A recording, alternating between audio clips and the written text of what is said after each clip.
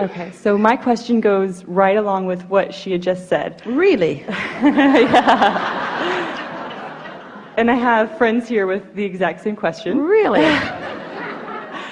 So I feel like the situation that happened, I did meet a guy. We were both out of the vortex, and so he was my point of attraction. Then I experienced that alignment, and so it was because of him. So then when he left, then it was that big drop. And so then I knew, well, I had to get back to that high-flying feeling. And so then I discovered you, and like I learned, I understood, okay, so it was alignment with Source, was that high feeling. So Always is. Always is.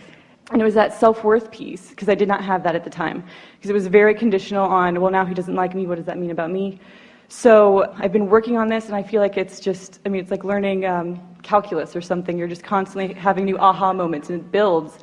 And my friends and I love talking about this at work, and so we're noticing every area of my life is changing. It's just good, better, and best.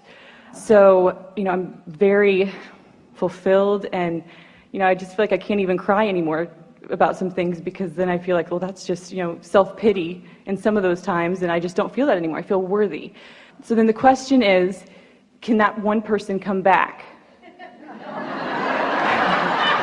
if I've done all this? Yes. And the way to accomplish that is by not using that person as your reason for feeling good. Just get into that general place, and we can feel that you're there because you used words like worthy, sense of value. So now that you're there, once you're there, now, like Esther at the pool, she was already there, and then she turned her attention to beautiful things and focused upon those positive aspects. And in doing so, activated those positive aspects within herself.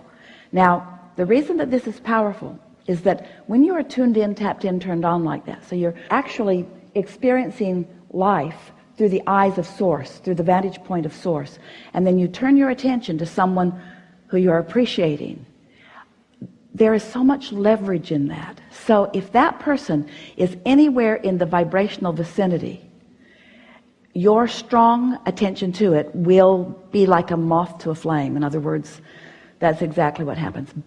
However, we want you to look at it just a little bit differently than that. Everything that we said there is accurate, but this is a piece. If you will look at it differently in this way that we're about to say to you, you'll feel the ease of accomplishment magnified. So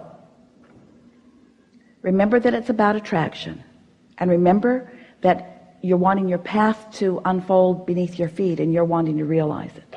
So you sifted and sorted, and you put something that you really want in the vortex, and the universe has got it all lined up, and there are lots of paths to lead you to it. So your work is to get into the place of realizing that path.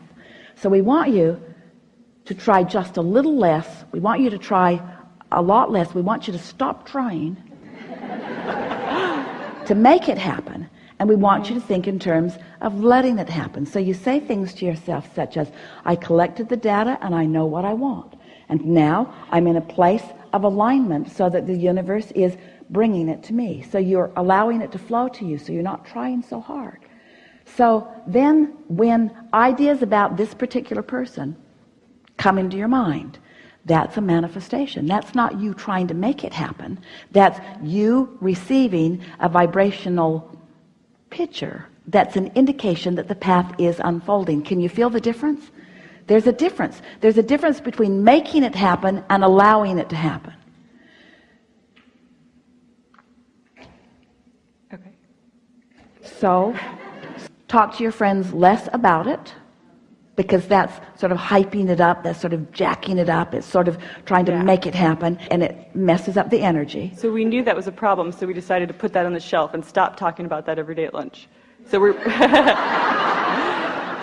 So because you've already done the work. This is the thing that most don't understand about this business of creation. The contrast caused you to do the work. You did the work, you put it in the vortex, and source is on it. So now all you have to do is be in a place where you're not holding it apart. Where you're holding it apart when you're efforting, you're holding it apart when you're conniving, you're holding it apart when you're manipulating and trying to make it happen. What you want to do is get into that place of pure appreciation. Okay. That's why we say, just think about some butterflies and blue glass and feathers for a while and watch the love of your life flow right into your experience. That's the way that it works. But when you're focused upon the love of your life not being here, focused on the love of your life not coming, I really like this person so much who isn't here. You don't mean to do it, but since that's the current condition, since that is the current condition, which you would like to be different, you're blocking an improved condition by your awareness of the current condition. Did you hear that? Never said it better. The what is so loud that you can't allow what you want instead. Ooh. You got that, didn't you? So how do you satisfy yourself? By thinking about things that feel good. Esther sat for one day, not all day, but for the time that she was sitting, and she just wrote the word fun over and over and over again. Fun, fun, fun, fun, fun, fun, fun. And the more she wrote it, the more she sort of got in the spirit of fun. And then the word fun sort of morphed into other words like clarity, and she thought about how much fun clarity is. And expansion, and she thought about how much fun expansion is. And so she was just writing these words, and it almost to action-oriented, to getting in and getting it done perspectives, that doesn't feel like really accomplishing anything. But what it was accomplishing is she was creating a vibrational atmosphere that made her conducive to the reception of impulses and ideas, you see. So the thing that you think that you're doing to make things happen, you want to occur to you. You don't want to go after them. If we can get this point across in a way that you can feel it, you're not looking for your path. Your path is beneath your feet. You're just wanting to know when to step on it. It's the impulse. It's coming to you. Everything that you want is coming to you. You just want to be in the vibrational place of recognizing it when it comes. Does that make sense? Oh, you're going to have so much fun over the next few days because so much has activated within you that's new, and so many things are in your vortex and ready to pop. And just the conversation that we've had together today has put you in a different vibrational stance so that you have a different relationship with so many things that are in your vortex. It's going to be a wild and wonderful week. Watch and see. Any more?